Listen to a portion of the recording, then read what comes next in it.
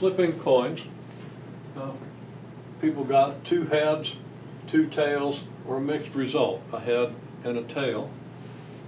A total of 15 times 2 heads came up. A total of 13 times we got 2 tails. A total of 31 times we got mixed results. Now, of course, a mixed result means we got 1 head, exactly 1 head. 2 heads, of course, means we got 2 heads, and 2 tails means we got no heads. So we can make a bar graph or histogram. There's a distinction, but I'm not going to worry about it right now. The number of heads on this axis, and of course the bar indicates how many times that number came up. So for 0 heads, we got 13 outcomes. For 1 head, we got 31. For 2 heads, we got 15. This bar is a little more than twice as high as this bar, which in turn is just a little higher than this bar. So it looks like we got about equal quantities here and maybe about twice as many here. Is there an explanation for that? Well, actually there is, and it's not that difficult to understand. Okay, well, next thing we did, we repeated the experiment.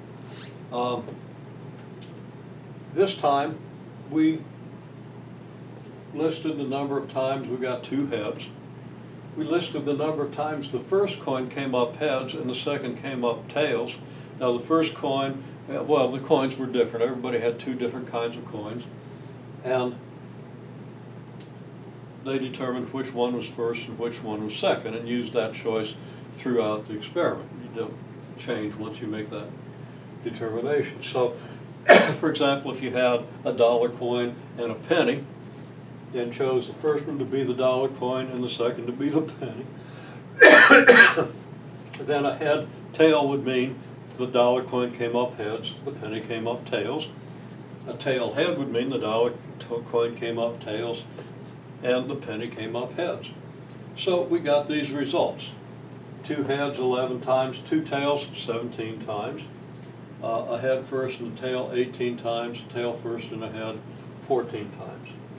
Now we make another graph, the same type of graph that we had here. We count the number of heads.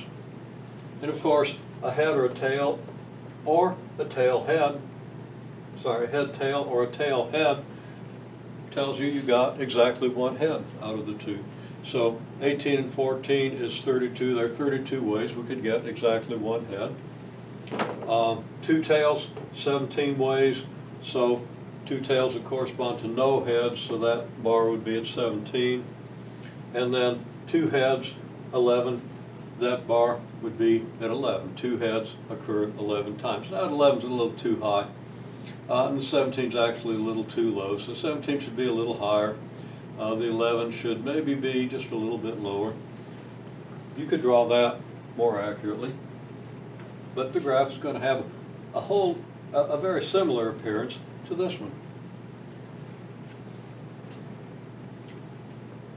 The other thing we asked you to do was list the possible outcomes when you flip 3 coins.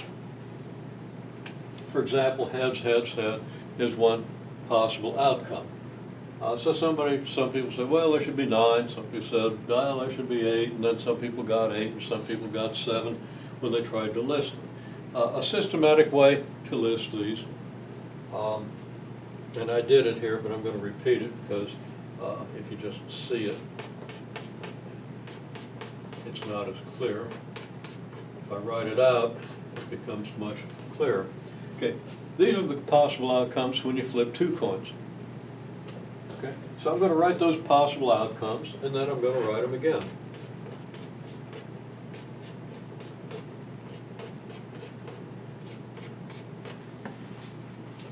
Okay. Now, I want to get outcomes for 3 coins. Well, if I flip 3 coins, whatever the first coin is, the second coin is going to be one of these 4 outcomes. The next 2 coins will be one of these 4 possible outcomes for 2 coins. So maybe I get a head, and then I get whatever I get. So that means I could possibly get any of these. These are all different. Well, that was a little clumsy. all these are different because all these are different, and I've got the same thing in front of all of them. So I know I've got 4 different results here. Okay. The other thing I can do, of course, is I can put tails in front of each of these. And again, all 4 of these are different because all 4 of these are different, and I've got the same thing in front of every one of them. And of course, all these are different from all these because all these have a tail first and all these have a head first. So this gives me a listing. Now, there's a little more to the argument, but I'll let you think about it. This gives me a listing of every possible outcome if I flip 3 coins. So, works out very well. There are other ways to see these outcomes. You can make a tree diagram. You could either have a head or tail on the first flip. And then on the second flip, you could either have a head or a tail. And you see, if we follow this just for these first 2 flips, you've got head, head, corresponding to head, head up here. Head, tail, tail, head, there's tail, head, and tail, tail, corresponding to this. Then we can put a head or tail for the third flip.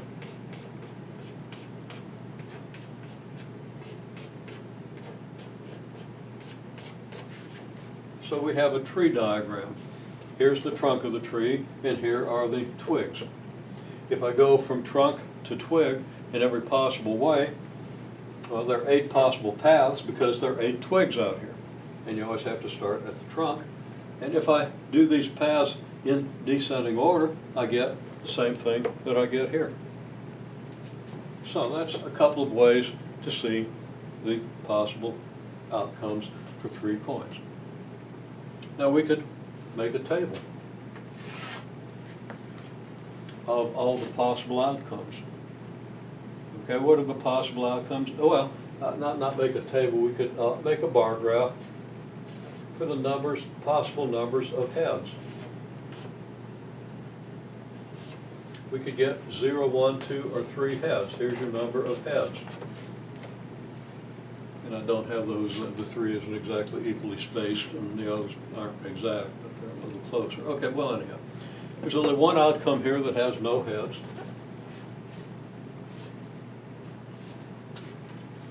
How many outcomes have exactly 1 head?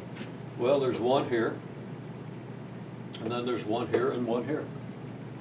So there are 3 outcomes that have exactly 1 head. So this bar, there's 1 here, there's 3 here.